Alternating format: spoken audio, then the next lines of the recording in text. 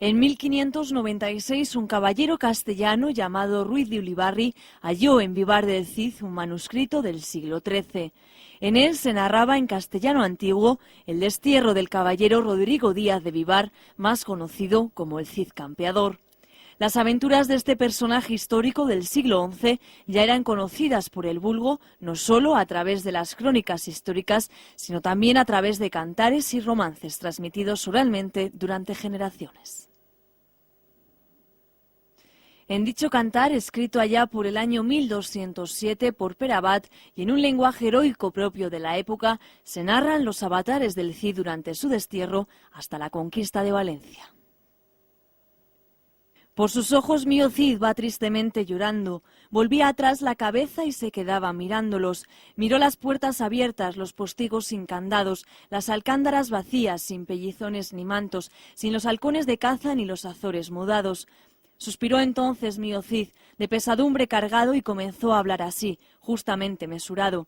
Loado seas, Señor, Padre que estás en lo alto, todo esto me han urdido mis enemigos malvados. En la primera parte del poema de mío Cid se describe un camino a través de territorios cristianos y musulmanes que 800 años más tarde y a través de 2.200 kilómetros el consorcio del Camino del Cid pretende recuperar. Historia y leyenda se mezclan en esta ruta única que pretende convertirse en un eje vertebrador entre Castilla y Levante y en un itinerario turístico y cultural de referencia a nivel internacional. El Cid es un mito, es más que el personaje histórico y como tal ha trascendido hasta nuestros días. Yo creo que cada persona tiene una idea. Para algunos es un héroe y para otros efectivamente es un villano. Nosotros lo único que planteamos es, por un lado, dar a conocer esa figura literaria tan importante que es la que ha llegado hasta nuestros días, hacer un poquito de luz en la figura histórica que es fascinante y muy poco conocida y, por supuesto, promocionar estos lugares tan increíbles que tenemos a lo largo de la ruta. El Camino del Cid en la provincia de Burgos yo creo que resulta fascinante por varios motivos. El primero, porque recorre o directamente de modo colateral los 3 grandes monasterios fundacionales de Castilla. Yo creo que la gente que comience la ruta en Vivar del Cid y la acabe prácticamente en Huerta de Rey, pasando antes por Covarrubias, Silos, Quintana Raya, bueno, un montón de pueblos que conocerán.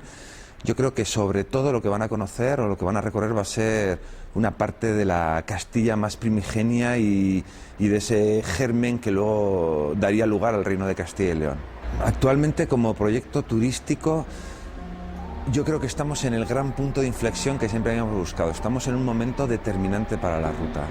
Lo veremos el próximo año. Vamos a sacar nuevos materiales, hemos realizado un inventario de recursos, tenemos más de 70 iglesias románicas, más de 200 fortalezas a lo largo de la ruta, hay más de 40 poblaciones que son de interés turístico-cultural, es decir, vamos a empezar a dar a conocer el camino en profundidad.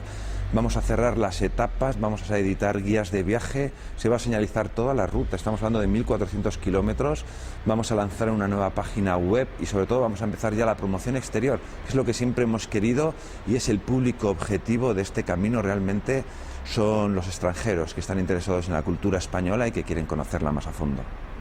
Este viaje legendario comienza en Vivar del Cid, a 10 kilómetros al norte de Burgos. Acompañado por un reducido grupo de leales, el Cid abandona sus propiedades y su casa natal rumbo a un destino incierto. Tiene orden real de abandonar Castilla en 9 días. A la salida de Vivar tuvieron la corneja a la diestra y entrando en Burgos tuvieron la siniestra.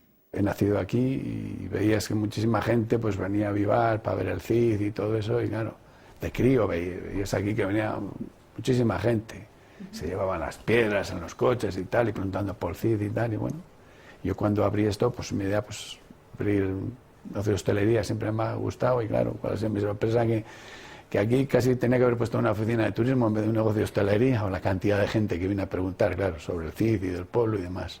Me he tenido que empapar mucho de la historia del Cid y con catedráticos y demás y claro, y para dar un poco de información a la gente que viene, para que se vaya un poquitín, porque claro, aquí en Vivar no hay un gran patrimonio diríamos y tal, pero bueno, hay que, en fin, la gente viene curiosa, pregunta mucho, viene gente de todo el mundo y tal, y más o menos pues oye, para que se vayan un poquitín llenos, pues a explicarles un poco, ¿no? Para mí el camino pues es que además, viendo la gente que viene, que lo ha hecho, que lo ha citado, ay, pues es un camino precioso, hay que volverlo a repetir, hay que hacerlo más despacio, porque yo siempre le digo a la gente, yo digo, hombre, esto no es un camino de salir de aquí y llegar a Valencia o Alicante cuanto antes sea. Dice, no, hay que disfrutar el camino porque tiene una diversidad de paisajes, de culturas, se cambia, y dice esto. Y la gente que viene por aquí dice, bueno, dice, es tremendo, dice, hay que venir más despacio. Cuando el Cid entró en Burgos, supo que el rey había prohibido a los burgaleses que le ayudaran bajo pena de perder sus bienes y los ojos de la cara. Así, esa noche, mientras algunos fieles se le unían, acampó en la margen izquierda del Arlanzón, fuera de la ciudad amurallada. Mío Cid Ruiz Díaz por Burgos entraba, en su compañía 60 pendones llevaba. En Burgos, algunos caballeros burgaleses y vasallos se unieron a Rodrigo en su aventura. Todo en la ciudad de Burgos recuerda al Cid campeador. Así, la iglesia de Santa Águeda es el escenario donde hizo jurar al rey Alfonso VI que no estuvo implicado en la muerte de su hermano Sancho. El solar del Cid, donde tuvo asiento la residencia del héroe. La catedral, donde reposan sus restos y los de doña Jimena. El arco de Santa María, donde se expone una reproducción de la espada tizona, el puente de San Pablo, adornado con imágenes de la iconografía cidiana, o la estatua ecuestre del Cid, obra de Juan Cristóbal. Según el cantar, el Cid abandonó la ciudad por la actual puerta de Santa María, cruzando el Arlanzón y acampando extramuros en la Glera. Mandad coger la tienda y vayamos privado. En San Pedro Cardeña, allí nos cante el gallo. Antes de iniciar su destierro, el Cid dejó al cuidado del abad del monasterio de San Pedro de Cardeña a su mujer, doña Jimena, y a sus hijas, doña Elvira y doña Sol. Este monasterio, cuna de la leyenda cidiana, es el más antiguo de los grandes monasterios castellanos. Fue fundado en el 899, constituyendo un importante centro cultural y espiritual de la época. El monasterio fue saqueado en el 953 por Abderramán III. Del primitivo monasterio románico quedan su torre del siglo XI y el claustro. En San Pedro de Cardeña reposaron los restos de Rodrigo y su esposa hasta que fueron trasladados a la catedral en el siglo XX. La relación creo yo que es muy estrecha, ha sido siempre muy estrecha. Desde los inicios biográficos de la vida del Cid, pues hasta su muerte, y sobre todo tal vez más después de su muerte, porque aquí se han mantenido sus restos y los monjes siempre han tenido esa cierta veneración por los restos cidianos, no solamente por el personaje tan importante que ha sido en la historia, sino también, pues cierto halo de misterio y de misticismo y de mitología, etcétera. Todo se ha juntado, pero yo creo que lo que ha permanecido siempre es la figura histórica del Cid, ¿no? Su relación pues con el abad, con el monasterio, que tan hermosamente nos canta el cantar del Mío Cid, esa amistad que había realmente entre el abad Sancho o Sisebuto y el Cid, la confianza con que él viene a Cardeña, se siente como en su casa, y sobre todo el hecho de que dejara aquí a su mujer y a sus hijas indica que realmente el nivel afectivo que había entre el Cid y Cardeña era muy grande. Los restos del Cid, como tú sabes muy bien, fueron traídos por Jimena desde Valencia a los 2 o 3 años, digamos, de la muerte de Cid, cuando ya era insostenible, digamos, la custodia de la ciudad.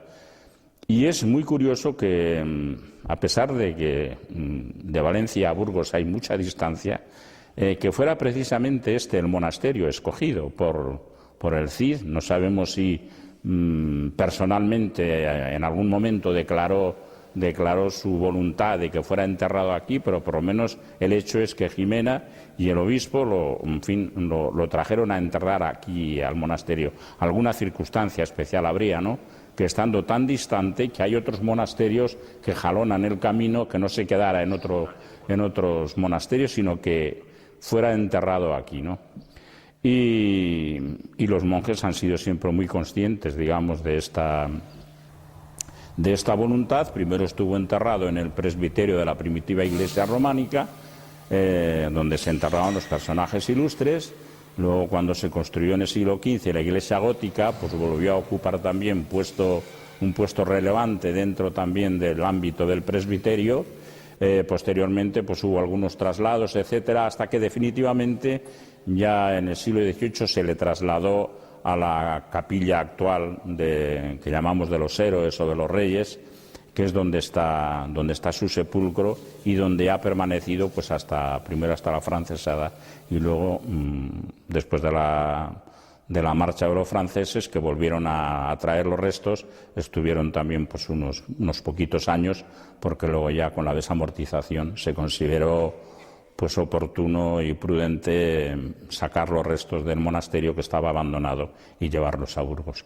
Como tú sabes, al final fueron enterrados en la catedral, pero lo lógico es que estuvieran aquí. Lo importante es que aquí está su memoria, aquí está su espíritu, aquí, digamos, se palpa, digamos, su trayectoria vital, la de Jimena, etcétera, y luego, pues en la capilla donde está enterrado hay una serie también de personajes, que no quiere decir que todos estén enterrados ahí, pero que nos están recordando continuamente, pues eso, episodios del Cantar del Mío Cid, etcétera. O sea que es una memoria que no podemos dejar de tenerla presente, porque nos la están gritando las piedras. Tenemos este mismo patio que hay aquí a nuestra derecha. Ahí hubo una vivienda cidiana que en el siglo XVI, 1700 y pico, se incendió, y los monjes ya aprovecharon para cerrar el claustro, ¿no? Es el segundo patio del monasterio. Hay otro románico, este es más reciente, ya herreriano, pero se aprovechó pues para cerrar el claustro. Sin embargo, se puso una cartela para que quedara para perpetua memoria, que aquí estuvo el Palacio del Cid, bueno, palacio, casa o lo que sea, o vivienda cidiana. Quiero decir, lo estamos viendo los monjes pues siempre que pasamos por el patio, y se llama patio cidiano, ¿no? Entonces, independientemente de eso, luego también la imaginería, pues tenemos en la fachada principal del monasterio, digamos como si fuera el titular, que no lo es, que los titulares son San Pedro y San Pablo. Sin embargo, ahí está el Cid a caballo, en una actitud, digamos, pues asantiagada, pues solemos explicar, porque mucha gente lo confunde con Santiago. Y bueno, pues ahí está el Cid precisamente luciendo todo su esplendor en la fachada principal del monasterio, que como habéis visto es muy sobria, pero la parte central está policromada y digamos, barrocamente decorada y demás, y entonces queda como muy relevante la figura, ¿no? Incluso en la espadaña de la iglesia también, el que campea en la hornacina es el Cid campeador, que todos son recuerdos, todos cidianos. Eso, digamos, que ha quedado de artes mayores, porque por lo visto, según nos cuenta el padre Berganza en su libro de Antigüedades, donde trata también pormenorizadamente de la historia de Cardeña y por supuesto del Cid, pues había también otros recuerdos menores, la cruz pectoral, había algún juego de ajedrez, por lo visto, alguna pieza también de cristal, en fin, algunos elementos decorativos interesantes que eran regalos, dicen, del Cid al monasterio y que han desaparecido.